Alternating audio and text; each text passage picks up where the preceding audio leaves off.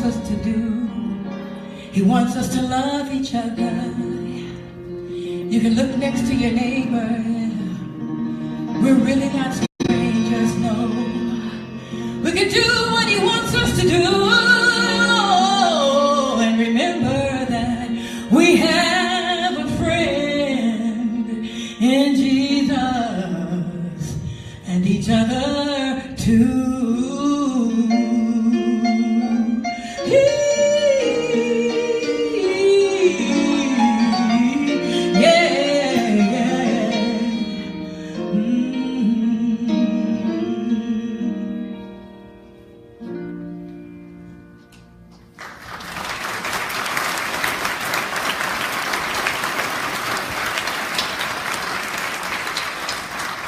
What a fitting tribute to our friend Rick Stafford. We'd like to extend our love and our concern and passion to Rick Stafford's family, which are here with us today. They are joined by friends of Rick's from all across the state of Minnesota, and I understand from faraway places too. It's just good for family to be together and to comfort each other at this time. You know, in our family here, we've got lots of people in very high places. And it's just with a lot of love and enthusiasm that I get to introduce to you a friend of ours in a very high place, Reverend Nancy Anderson.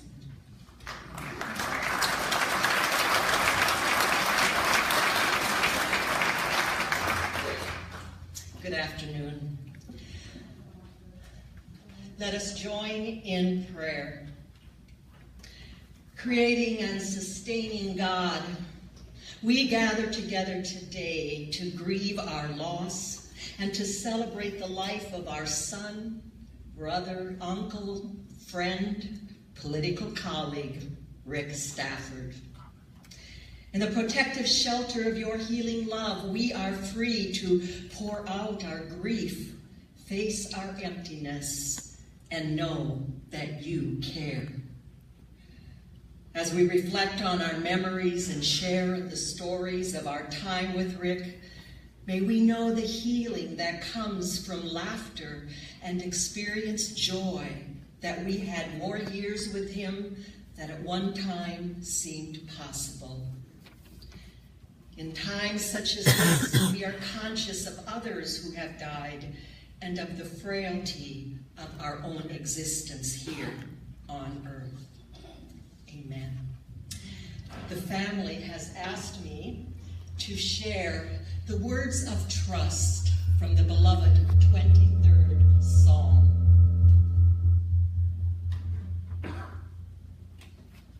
The Lord is my shepherd, I shall not want.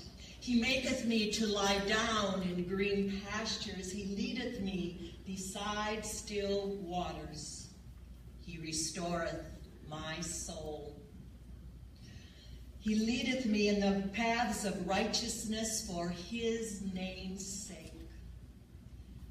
Yea, though I walk through the valley of the shadow of death, I fear no evil. For thou art with me, thy rod and thy staff, they comfort me. You prepare a table before me in the presence of my enemies. You anointed my head with oil, my cup overfloweth. Surely goodness and mercy shall be with me all the days of my life, and I shall dwell in the house of the Lord forever.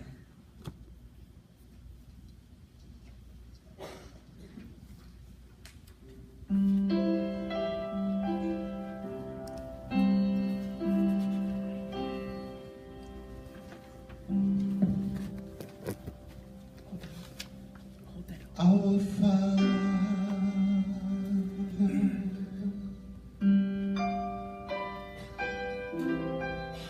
which art in heaven,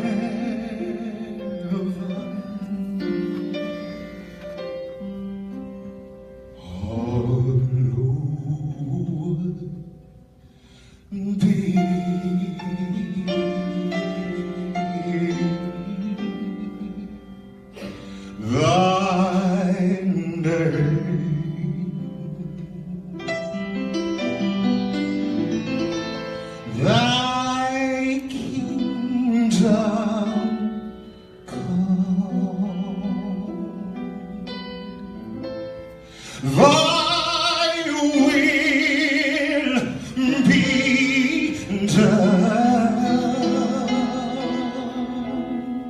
in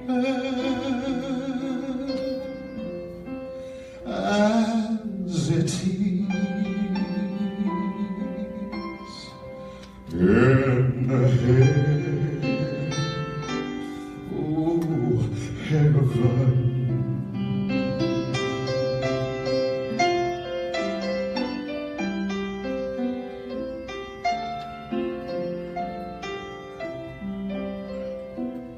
Give us this day our daily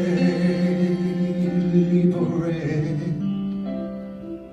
and forgive us our debts as we forgive our debtors.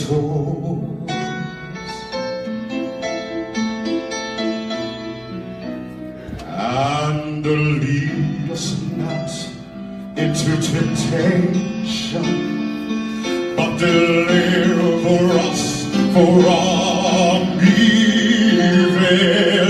For thine is the kingdom and the power and the glory forever.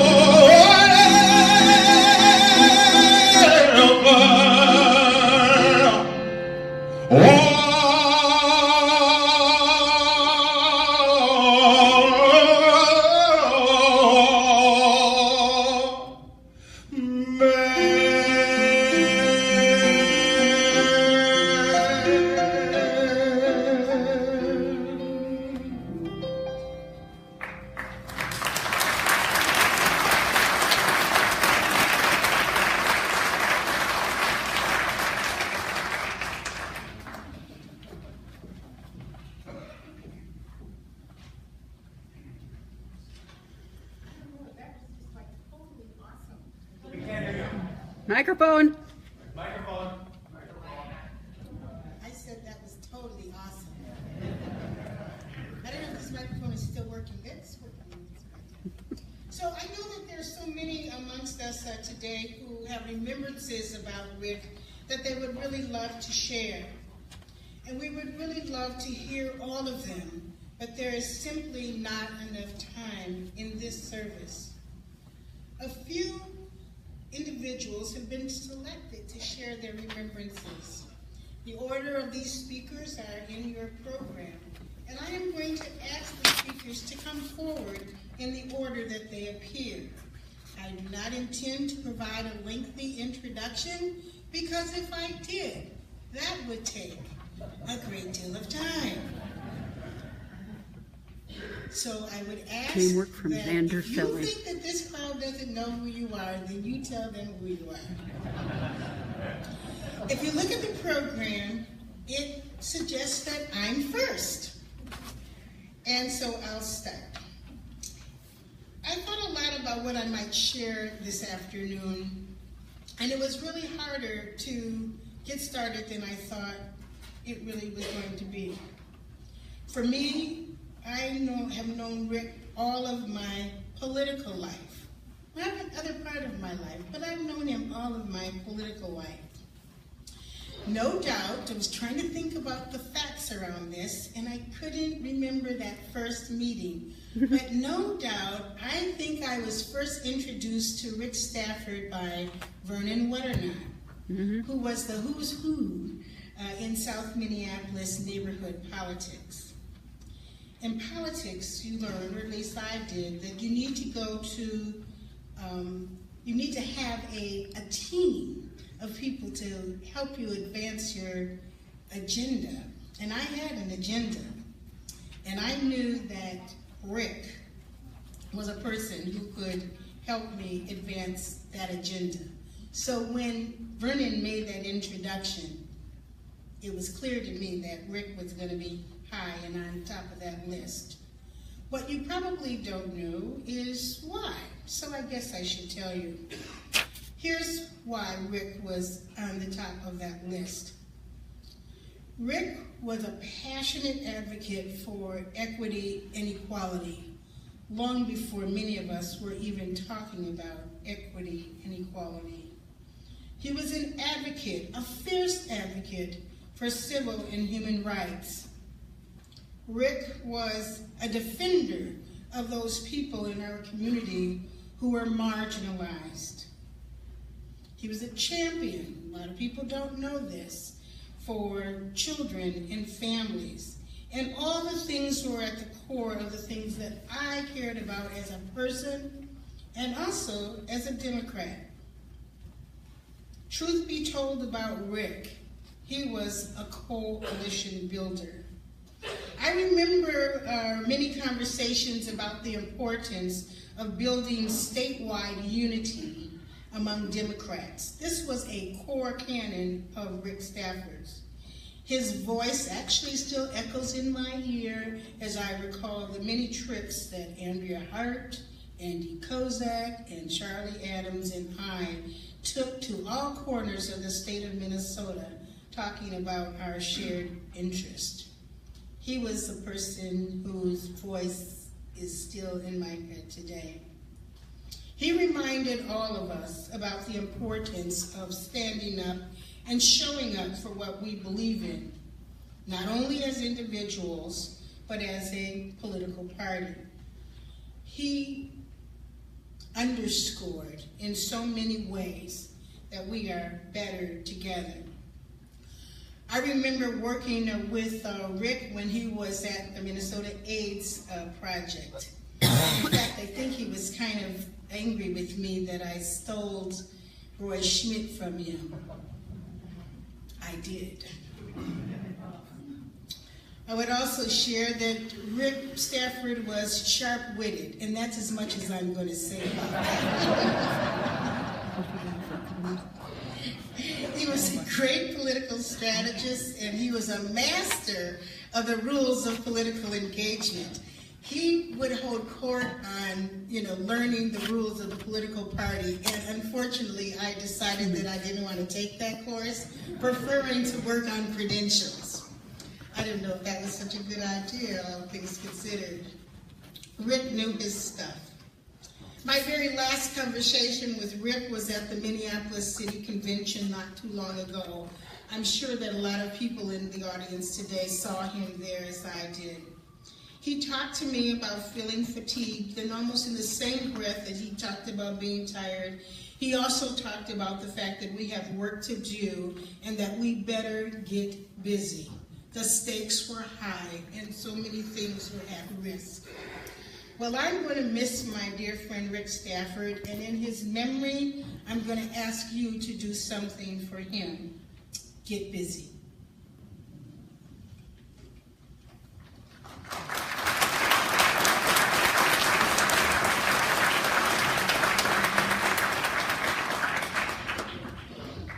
Thank you, everyone.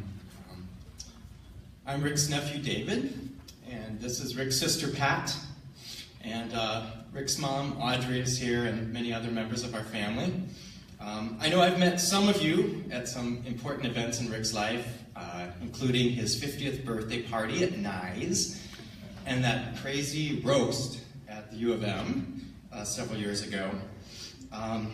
And I know that many of you know Rick through his involvement in politics and his devotion to human rights and social justice causes.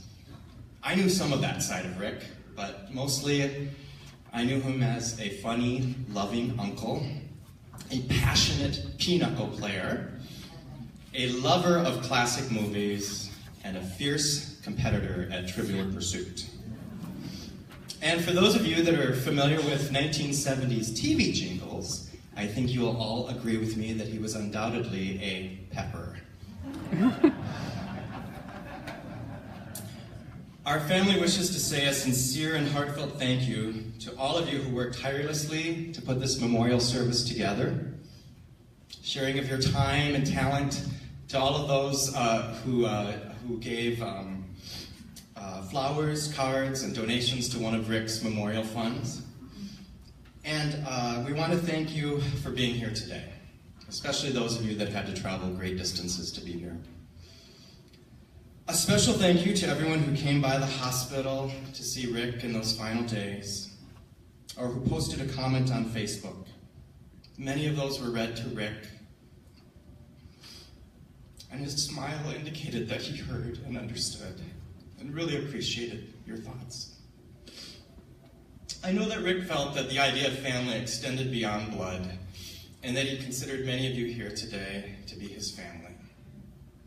So as one big family, let's continue to celebrate Rick's legacy by loving each other dearly and always standing strong for the values that we cherish most. I love you, Rick.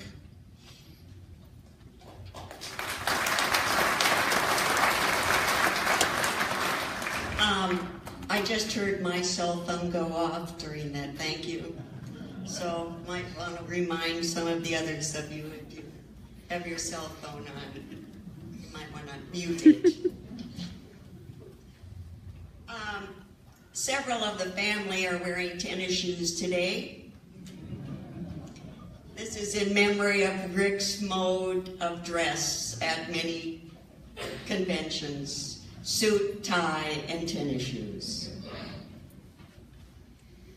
Rick's competitive nature was developed at an early age when he learned to play pinochle and 500 from the masters, his mother Audrey and our maternal grandmother Agnes. If you misplayed a card, either lady was quick to point out your stupidity. It was later sharpened on years of marathon team Trivial Pursuit games anytime the family got together. When answering a Trivial Pursuit question, your team had to be letter perfect. Responding red when the correct answer was scarlet resulted in your team buzz. Wrong answer. Needless to say, many heated arguments ensued, especially as the night went on and the alcohol consumption increased.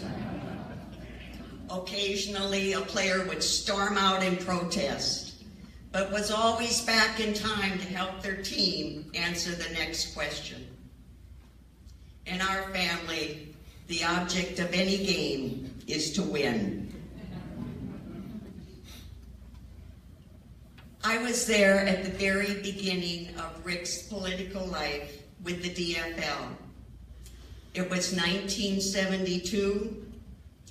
The 26th Amendment had just been ratified the previous summer. So there was much activity on college campuses to get young people involved in the election process, presidential, state, and local.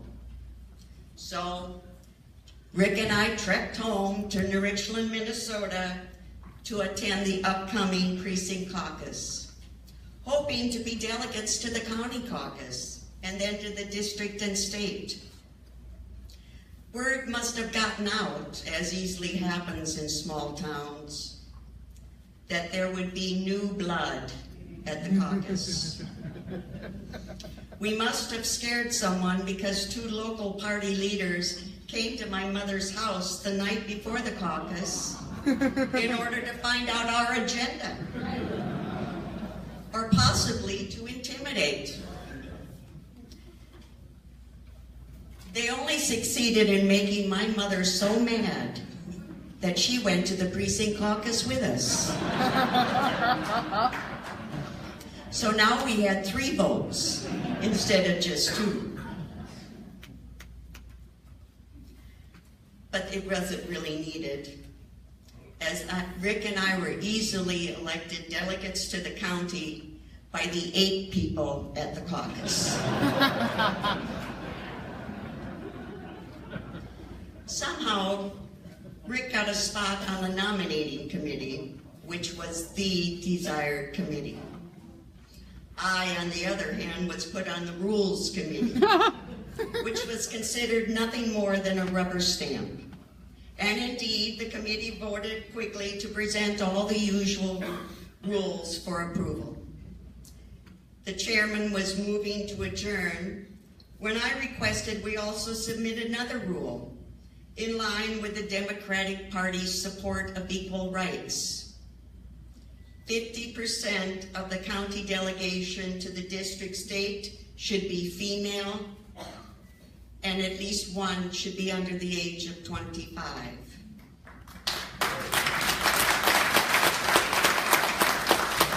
I had an agenda. This was added to the committee's recommended rules as the majority of the committee members were women. At the start of the caucus session, all rules were quickly accepted by the delegates, as no one ever really paid attention to the reading of the rules. Boring. After all, they had always been the same, caucus to caucus. To make a long story short, I was elected as a delegate, but Rick had to settle for alternate delegate. I know they really wanted Rick, but I fulfilled 2 requirements. I'm a woman, and I was under 25. I won.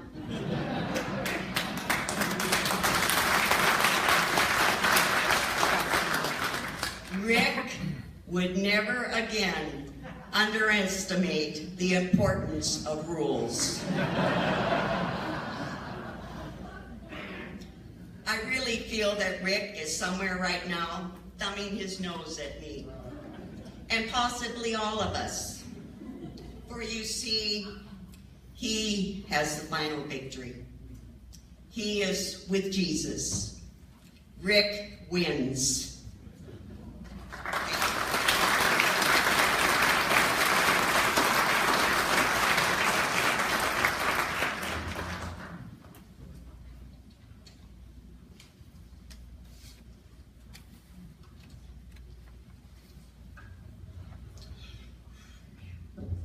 Bear with me. I'm looking out at this group of people, and I just realized that having Rick Stafford as your best friend, the privilege that went with it was all of the wonderful people that I got to meet over the years. I would have never been able to get to know so many wonderful and, quite frankly, some crazy people. Thank you.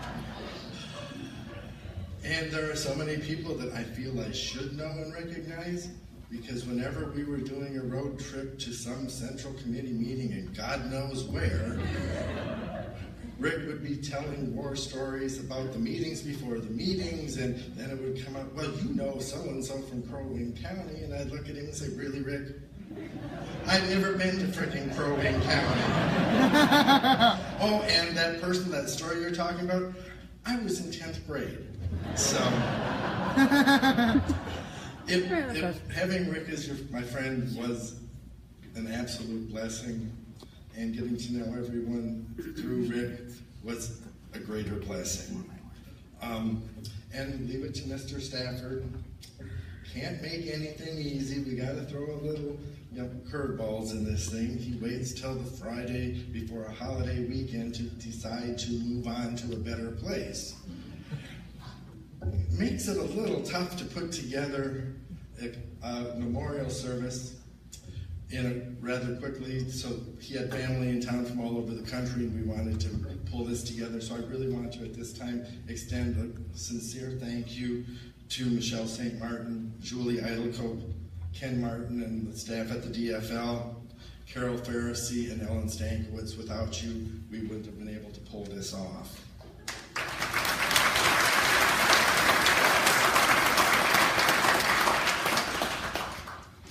As Sharon alluded to, Rick's passion in life was a pursuit of social justice. It wasn't just LGBT issues. He wanted to make sure that everyone had a voice at the table and that their voice was heard.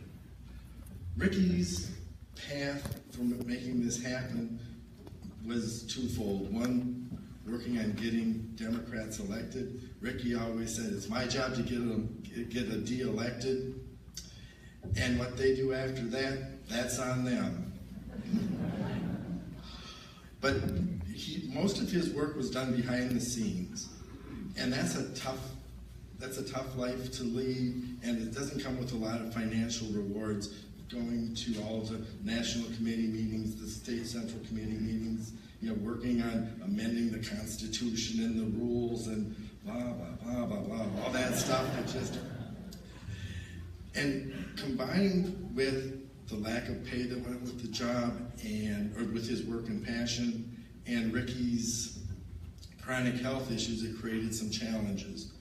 And there are many family and friends in this room and all over the state and country that helped Ricky out along the way, and had it not been for his support system, he would have never been able to accomplish what he accomplished in his lifetime. And for that, I send my sincere thank you, and we all owe Rick a debt of gratitude.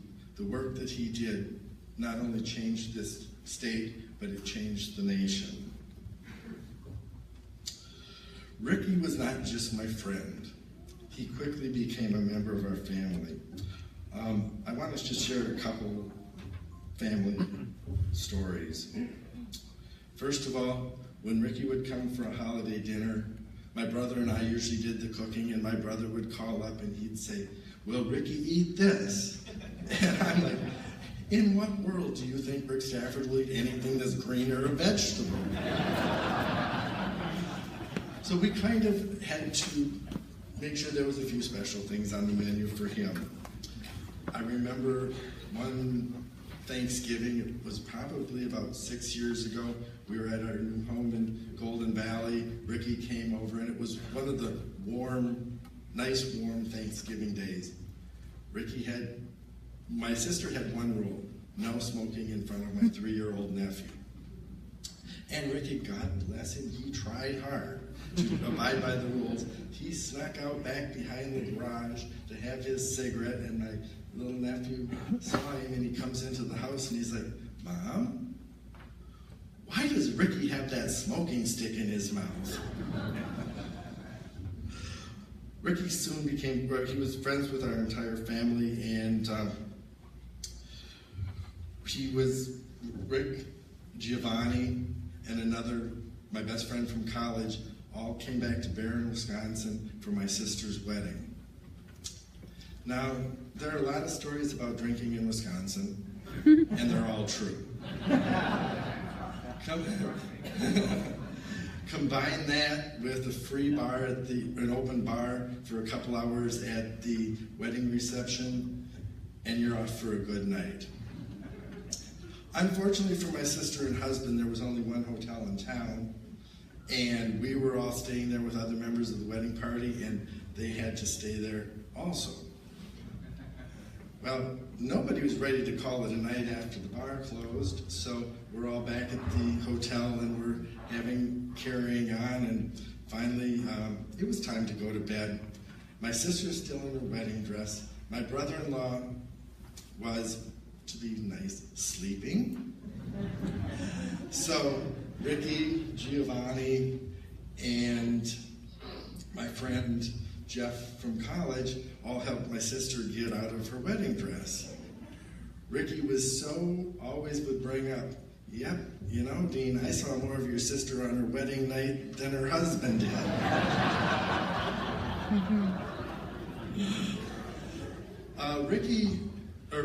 My sister and her husband, when they bought a house in South Minneapolis, actually it was Linda Bergman's house, and they just lived down the street for us. They lived there for a few years and then decided it was time to move back to Wisconsin and bought a restaurant.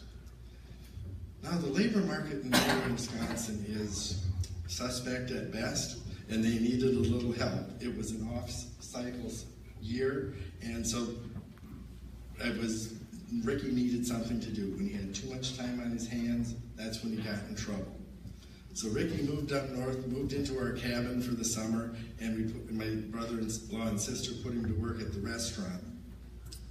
And all of those years of convention planning, or convention floor strategy, worked perfectly. He would work on Friday and Saturday nights when you had a line of people at the restaurant. He would go over and work the tables that had been there too long because he needed that 6-top for the people in the wait. And he would do the soft push, like, is there anything you need? And would just start bussing their tables like, hint, get the hell out of here, I need that. And then on the slower nights, he would sit down at the table and he would work these customers like a delegate. He developed a lot of friends up there, and there was one added bonus for Rick. The cabin was 10 miles from the Danbury Casino. But Rick was there for the most important day of my life, the day I was able to marry my husband. We'd been together for 16 years, and we just planned a small little event down at Robert Lilligren's office in City Hall. Well, word got out, it was a Friday afternoon, that the wedding was happening, and some of my dear friends, Lisa Goodman, and some other people got wind of it. So it grew a little bit, and we ended up having to move the ceremony down to the council chambers. But as I'm standing in the council chambers with Robert in front of me, Marcus on one side and Rick on the other, it hit me. All of the work that he had done for 40 years was making this day possible. Had it not been for his behind the scenes, making sure, pushing for LGBT rights, we would never have been able to get married. So I was extremely, extremely honored and lucky and blessed to have him as a friend, and so proud to have him as my best man.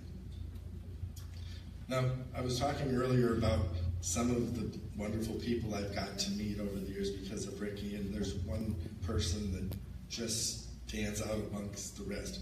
I had not even met this woman, and from the stories he would tell, it was like, this is somebody I got to get to know. She was larger than life. She was irreverent. It was no BS with this lady. She told it the way it was, and she had no patience for screwing around. Ricky always said if we had more congressional district chairs like Jonette Engen, we'd get a lot more done a lot quicker. But whenever Ricky started talking about people, there was those political stories. But when it came to Jonette, it was more than political stories because they quickly turned into conversations about Jonette and her husband Dale and Tasha and Nick and even Nick's friends Andrew and Luke. Rick was truly, truly a member of not just my family, but of the Engen family. And at this time, I'd like to introduce Jonette.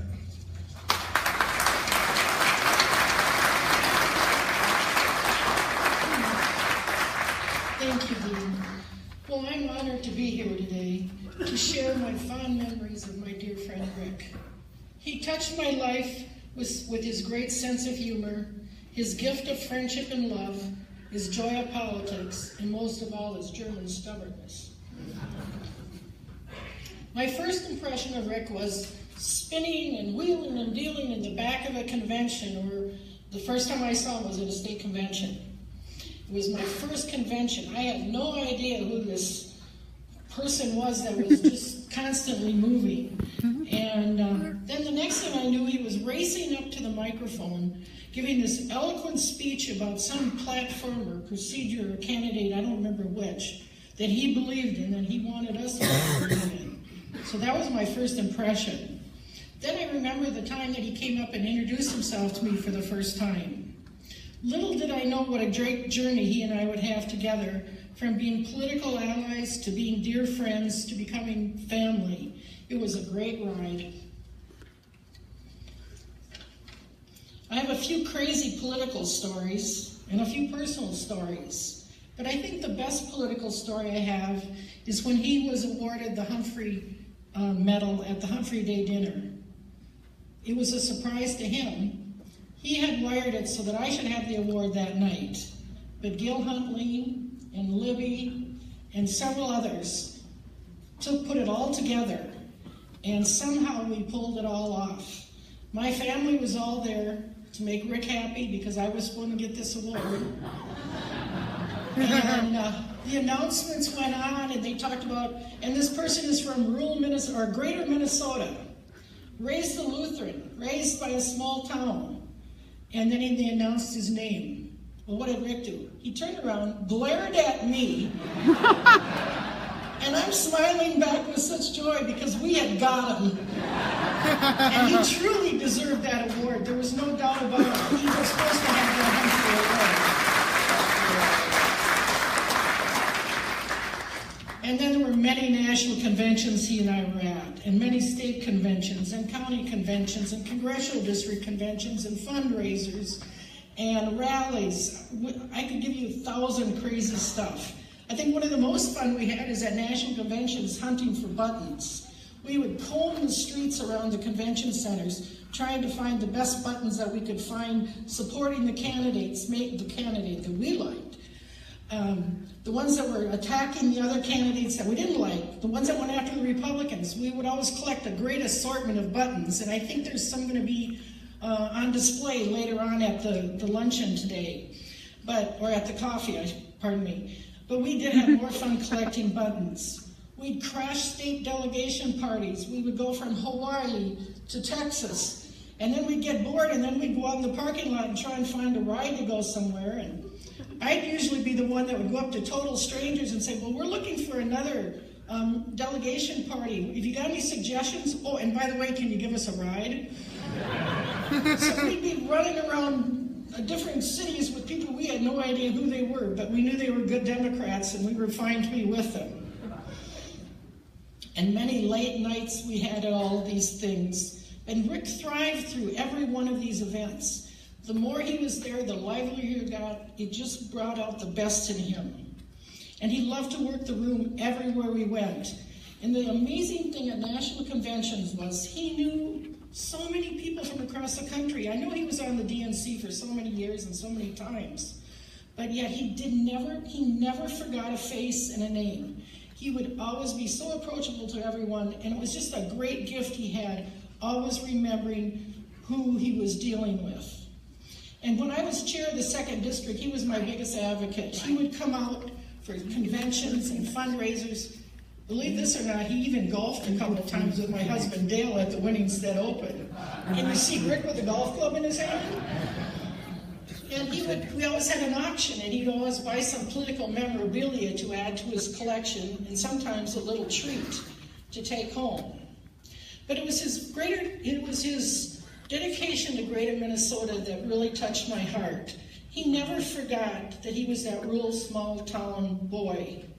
He traveled the entire state tirelessly, going to every county, every congressional district, to conventions, to fundraisers, to regular county meetings or regular congressional meetings when people needed his help. He was always there.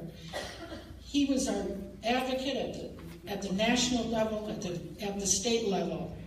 And we supported him from greater Minnesota when he needed us. I know we were big supporters of him when he ran for state chair, and we were happy to do that because he was the best person that was running at that time, hands down. And then you have all the crazy little habits he had, from his smoking habit, that we'd be out and we'd be standing in the convention hall or in a meeting, he goes, okay, I gotta have a cigarette, come on. I don't smoke, but I would go out with Rick and we'd stand out there. A lot of times Marty Sable would be out there with us. You know, think of all the people you know who smoked in the day. We were all outside, and there were a lot of great discussions that went on in that smoke-filled area wherever we were. And then he always had his Dr. Pepper. We all know that. Dr. Pepper and cigarettes. I think that's what kept him ticking for so long. And Dean talked about how fussy he was about eating. Fussy isn't even the word. I go, Rick, let's go to dinner. He goes, well, we can't go there, we can't go there, we can't go there. I go, okay, where can we go? So he always dictated wherever we were going to go eat, and he always wanted a hamburger. So it really wasn't too hard. And then his love of bingo. Oh my God, he hauled me out to bingo. I've never seen anyone down so many cards in my life.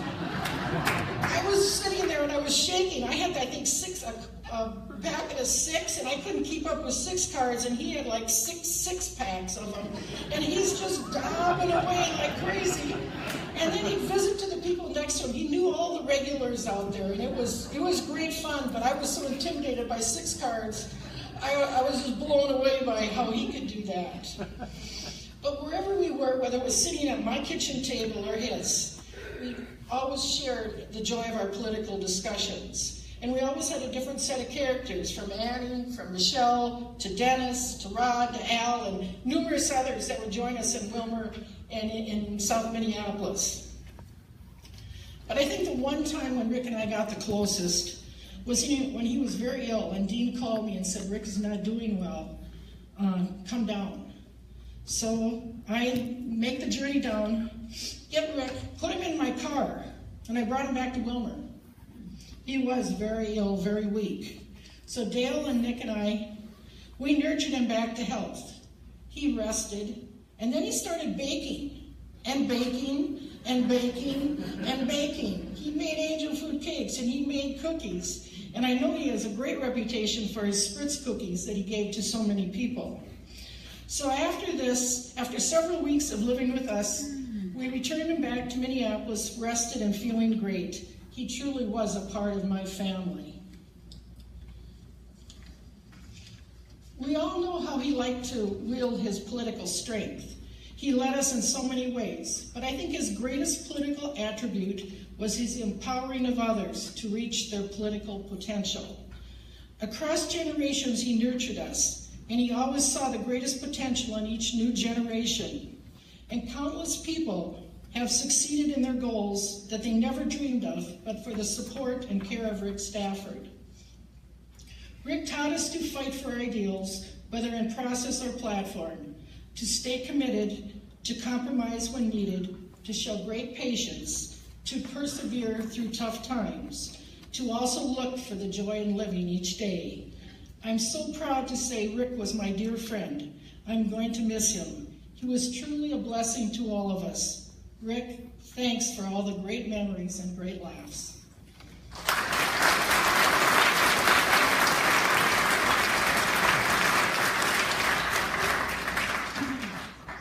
As we take in all of these wonderful and extraordinary remembrances of our friend Rick Stafford, let's do it while being entertained by some great music. Gwen, Giovanni. Ja, light it up again.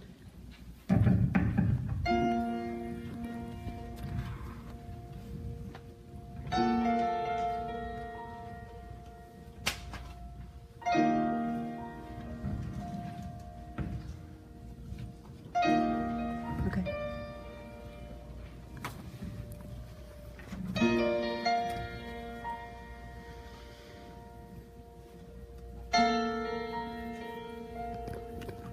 I can only imagine. I can only imagine what it's going to be like up in heaven and just looking and waving at all the people that have gone before me.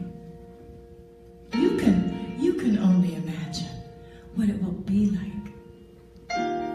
One day seeing Rick again and just waving. Rick again as he welcomes you. That's how I feel about those that I have loved and still love who've gone before me.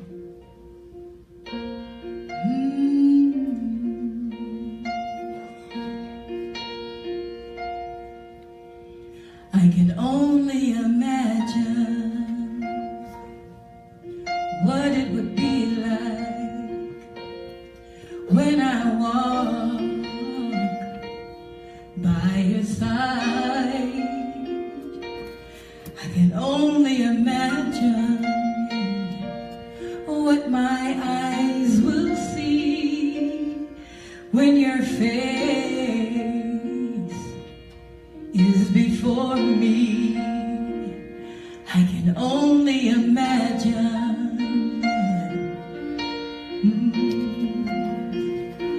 I can only imagine, yeah.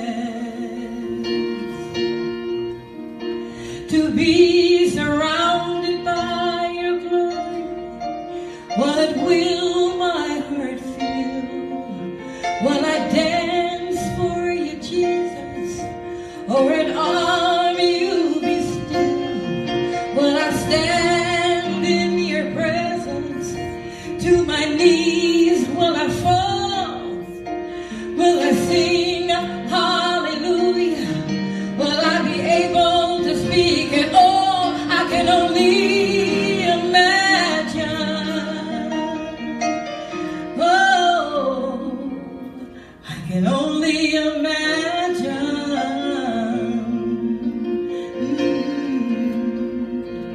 I can only imagine. Oh, I can only imagine.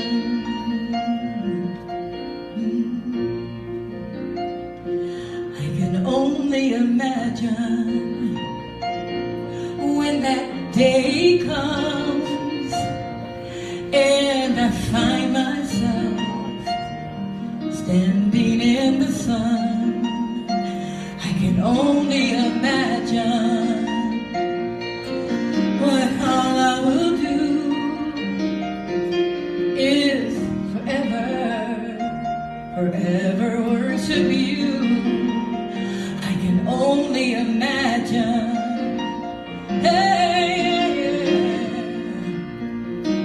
I can only imagine, yeah, to be surrounded by your glory. What will my heart feel?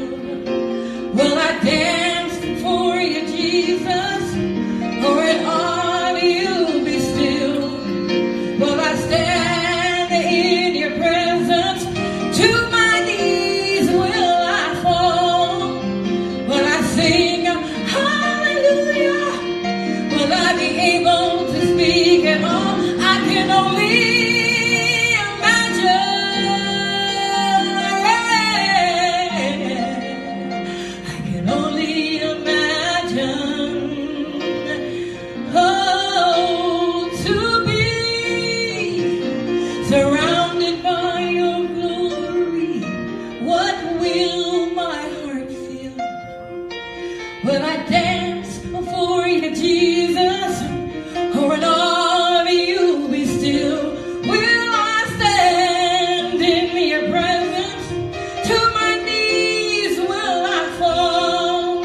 Will I sing hallelujah? Will I be able to speak at all? I can only imagine. Yeah, I can only imagine. And if you don't know any words, you can just say this. Come on.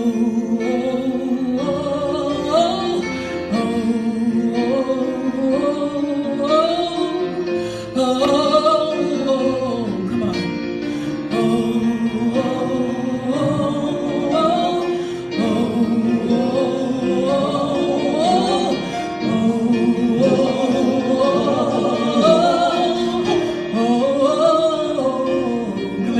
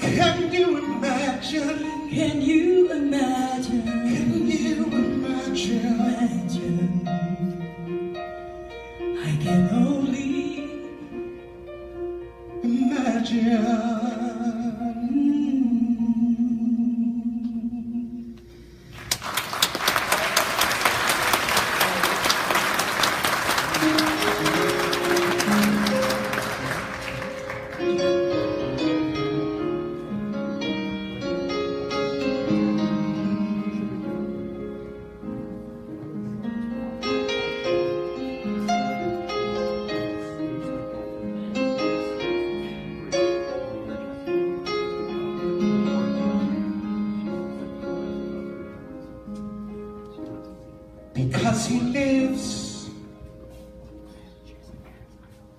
I can face tomorrow.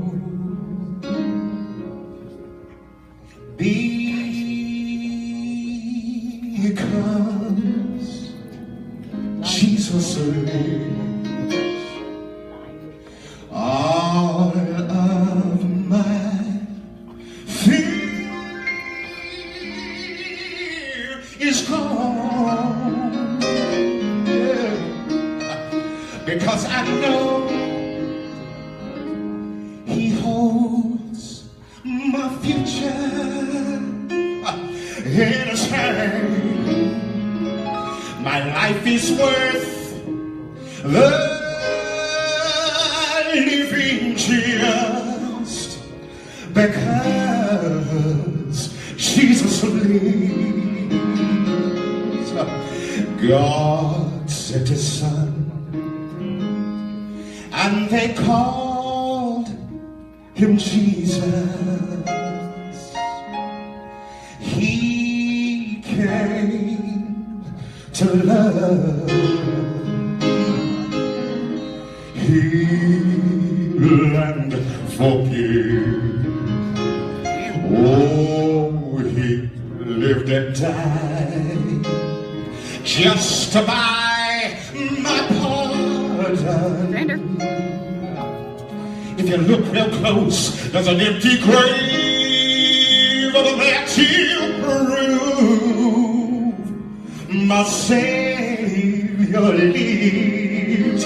Because he lives, I can face tomorrow. Oh, because Jesus lives, all of my fear is gone. And now I know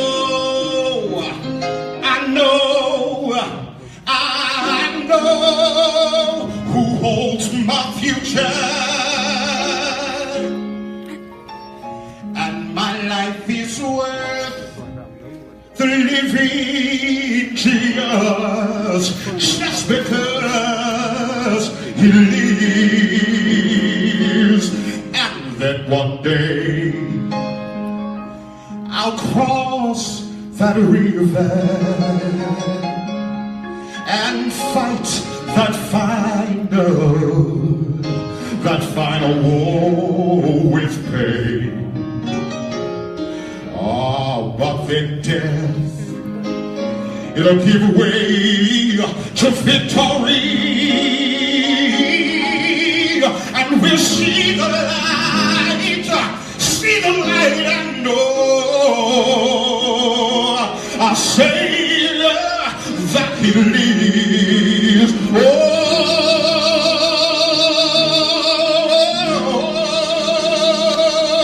because he lives, I can face every tomorrow.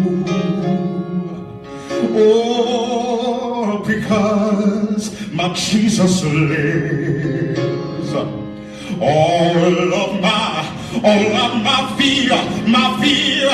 fear is gone. You see, I know who holds my future. Now life is worth, I said life is worth, my life is worth the living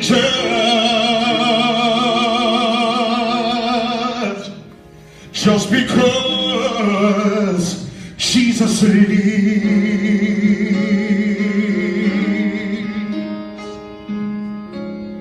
Because he lives.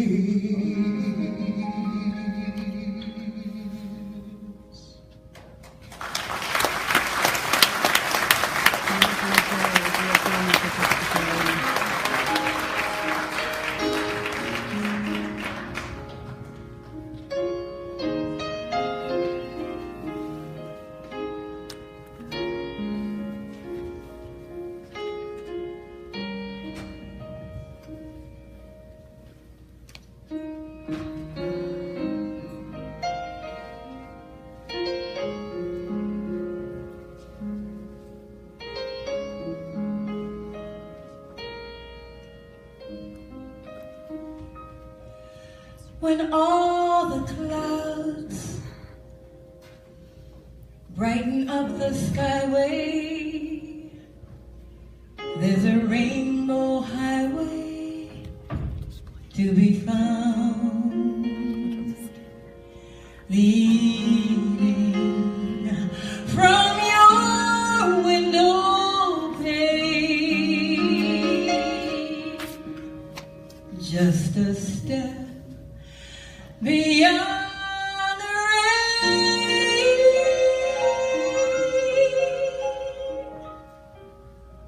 Somewhere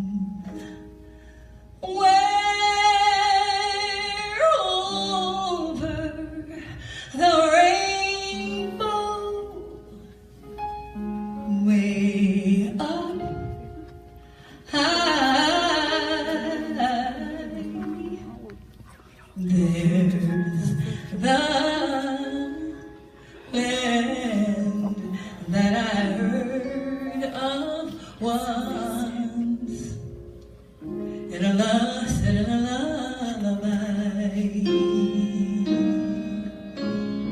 Somewhere over the rainbow skies, oh, they're so blue, and the dreams, yes, the dreams that we dare to dream really do, I said, they come true. Someday I'll wish upon a star and wake up where the clouds are far behind me. Yeah, yeah, yeah. Where troubles melt like lemon drops away upon the chimney tops. That's where you'll find me. Somewhere over the rainbow, bluebirds, they do fly, and birds fly over the rainbow. Then why, oh, why can't I? If happy little bluebirds fly beyond the rainbow, why, oh, why can't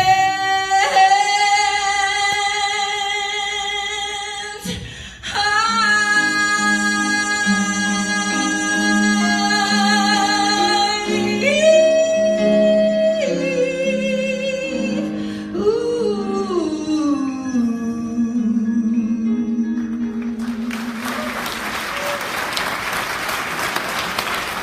Good afternoon, everyone.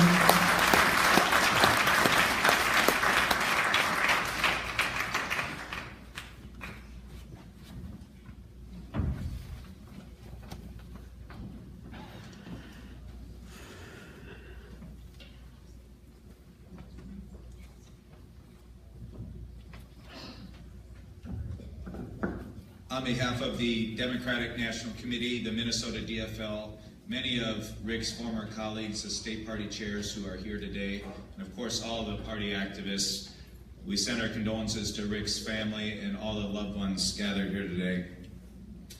Martin Luther King Jr. once said that the arc of the moral universe is long, but it bends towards justice.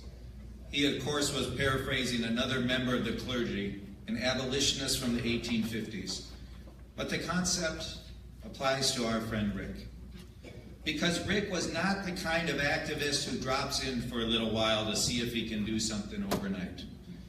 Rick dedicated his entire life to pursuing justice through DFL politics.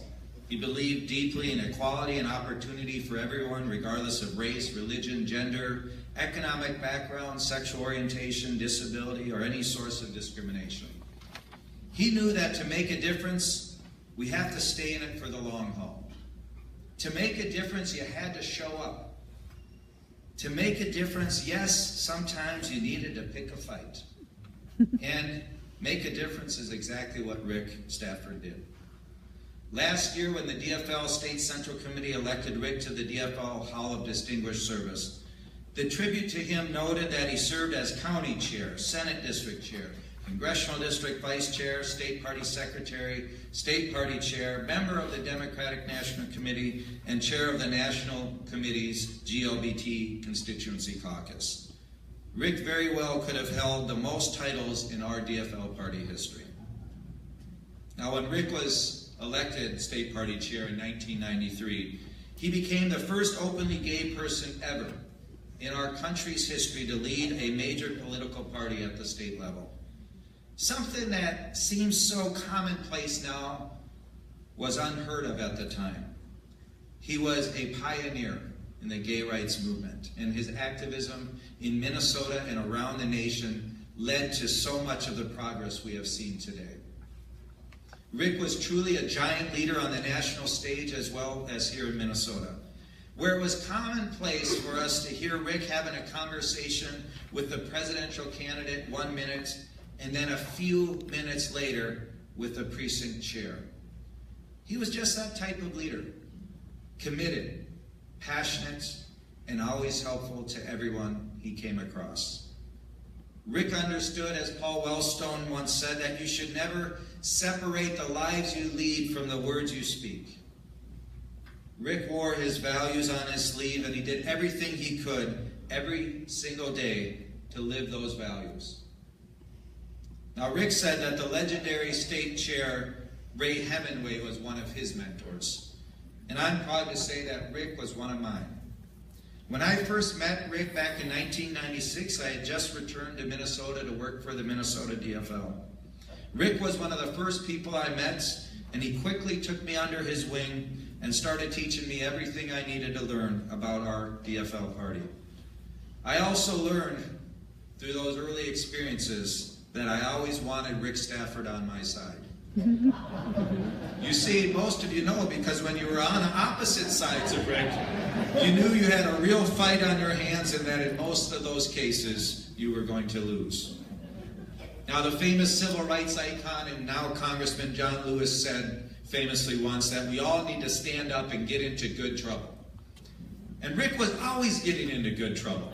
He always had a plan, an idea, a scheme. But while people may have mistakenly thought that he was up to no good, he was always doing the right thing for the right reason.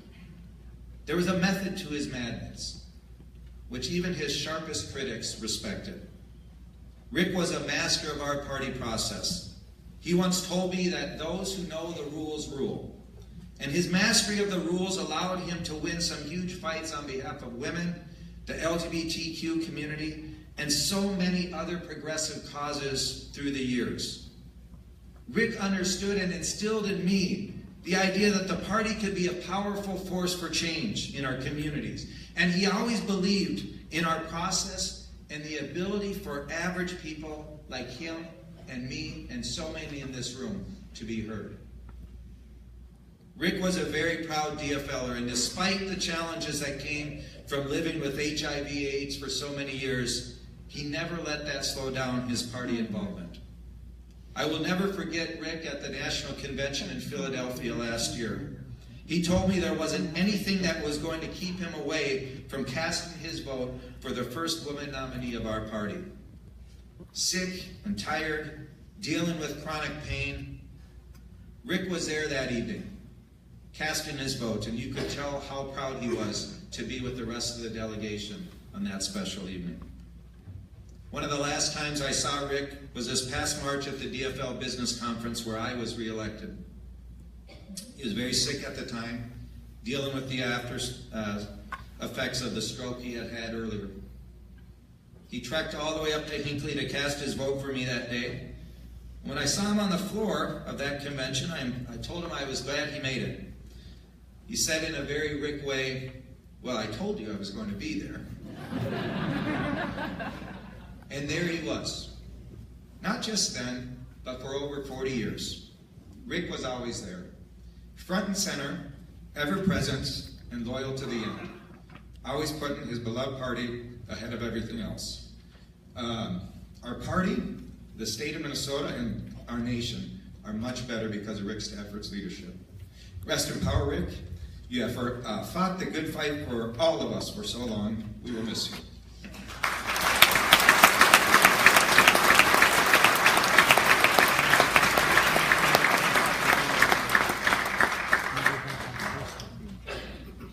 My name is Kurt Bondren, and I first met Rick in the early 1980s. And while I now live in Washington, D.C., and my professional life has been doing legislative and political work in the labor movement, I was raised in Wisconsin, and Rick and I quickly connected as Midwesterners.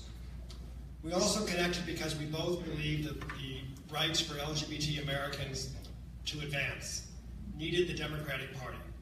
The Democratic Party was the vehicle for so many other Americans, inclusion for immigrants, Catholics, Jews, working people, African Americans, women, and we shared the belief that for the LGBT community, we needed the Democratic Party as that vehicle for us as well. Rick was the workhorse on that. As the chairman said, the first openly gay state party chair. And I can tell you that he wasn't so much proud that it was him. He was proud that the first openly gay state party chair in the Democratic Party was not from New York or from California, but was from the Midwest.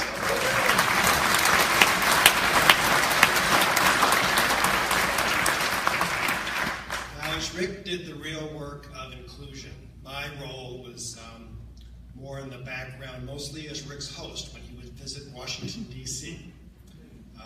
For his party meetings. I would have Dr. Pepper in the house when he arrived, and by the time he left, I would have tons of gossip.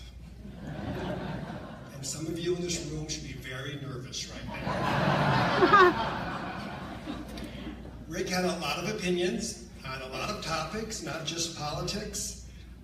In my guest room, I have from my late grandmother several Catholic devotional items. I never knew Rick was such a hardcore Lutheran until I put him in that room, defending the Reformation with all of his might. But I will tell you, Rick's visits were never long enough. After several days of DNC meetings and trips to the White House and to Capitol Hill, he would rush back to Minnesota, sometimes leaving me the tickets for the grand party at the end of these things. But because he had a precinct caucus meeting or a grassroots party event to go to. That is something which I think is sadly uncommon in some of our civic leaders. But Rick never lost sight of the grassroots. It was the most important thing to him, of making sure that the average people in this country had a voice in their government. I would say the only thing that ever took priority over that, which as we would visit was always number one, was his mother and her trips back from Minnesota to Arizona. That was always, number one priority. He was always very concerned about that.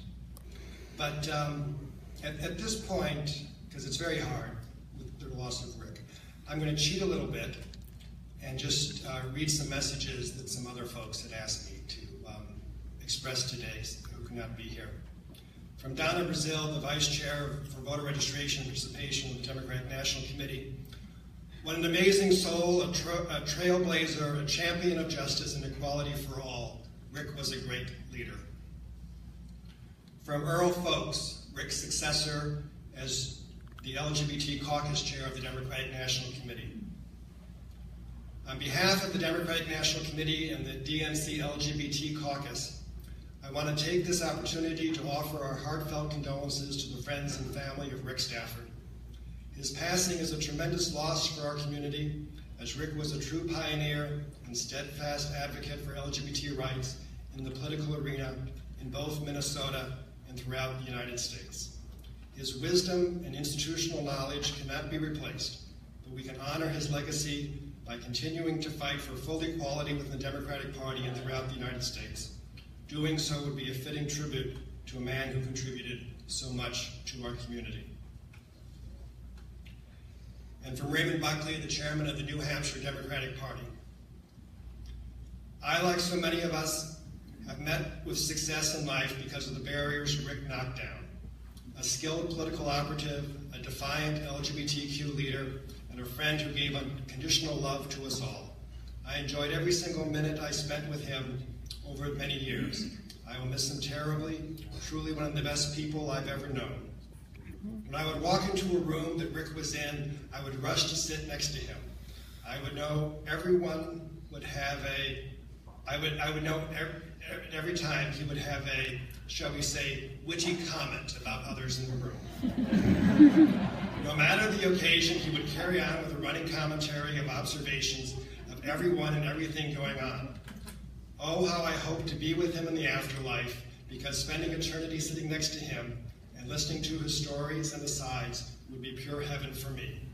Until then, I will do my best to keep his legacy alive here on earth, because certainly he will be watching over and ready with a one-liner when I see him next. So my friend Rick, for all you've done, certainly have my appreciation. I'm honored that his family has asked me to be here today. It's been a great thing. I will just, in closing, say one thing we should remember about Rick. Between his advocacy for the LGBTQ community, his leadership of the DFL, and at the DNC, he has about half the alphabet behind him.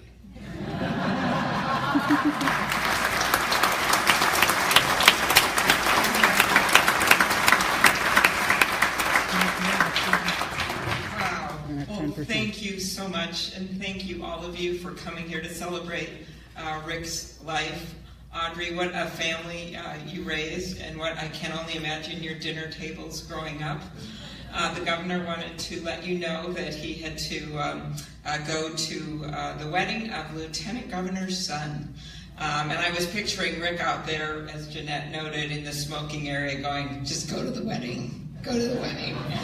I love Jeanette's stories of Rick because I remember that at conventions when I would come up and he would be out there and he'd be like, you got some problems with the Cottonwood delegation. They're sitting on the right side. You better go in there right now. And, I think it was Michelle St. Martin who said he was happiest with an old gold cigarette in one hand and a can of Dr. Pepper in the other. And he just was someone, when I think about the DFL, he was the DFL.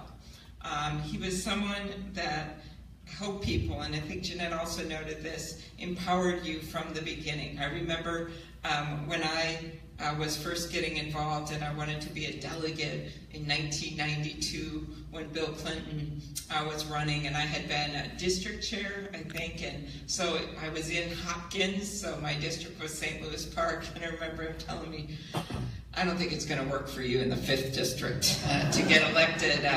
You look to me like an at-large candidate. I guess it was kind of a compliment.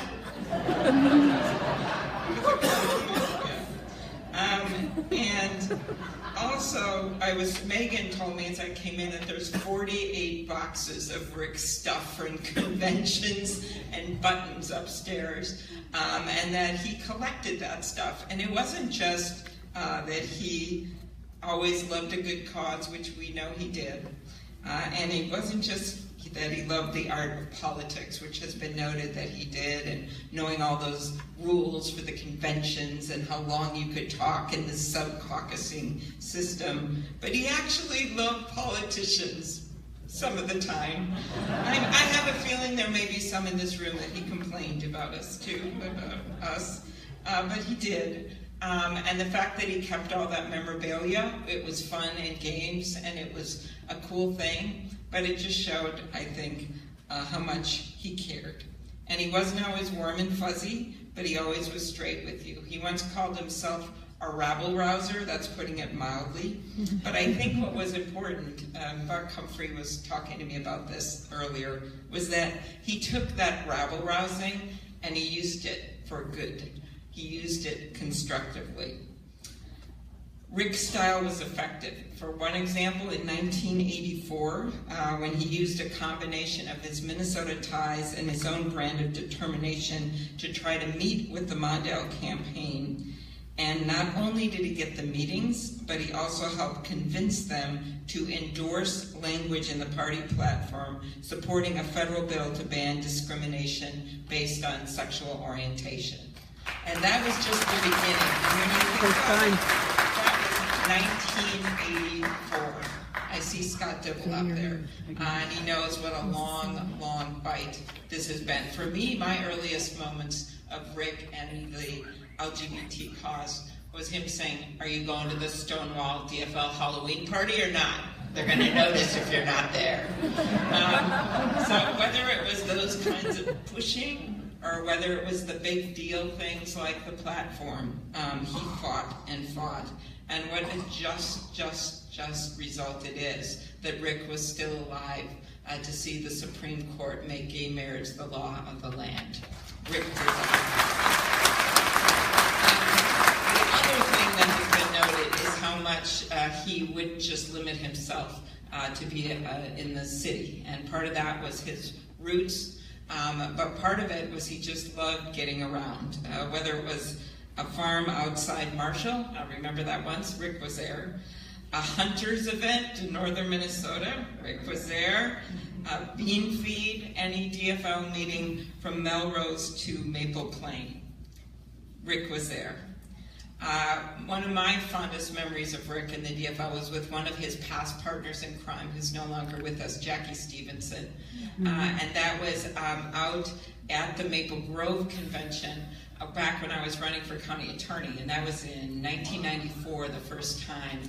And Rick called me with Jackie to tell me that my mother, who he had assigned to the volunteer table, was so mad that they had a limit that you could only have 3 signs, that she had taken a sign of mine and made it into a hat to put it on her head. And Rick is like, "She's gonna get kicked out. We're gonna have to kick her out."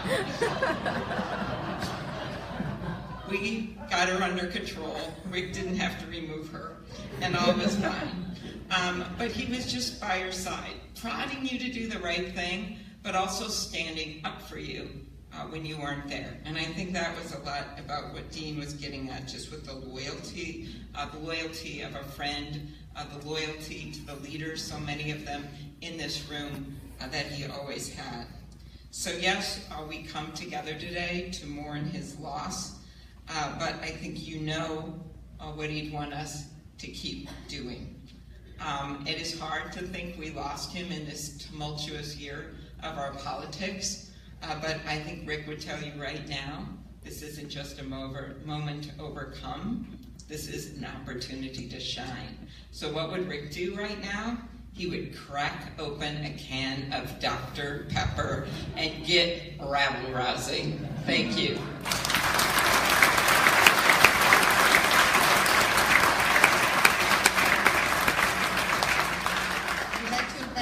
Benson and Joe Andrews to join us, please, if they would.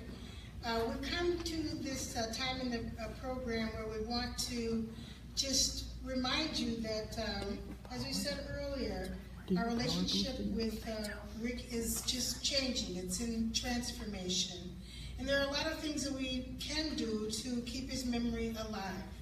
And one of the things that we have done is that we've created a fund at the DFL. And this fund will be used to further the education of other advocates who, in Rick's likeness, will continue to fight and advocate for justice and equity.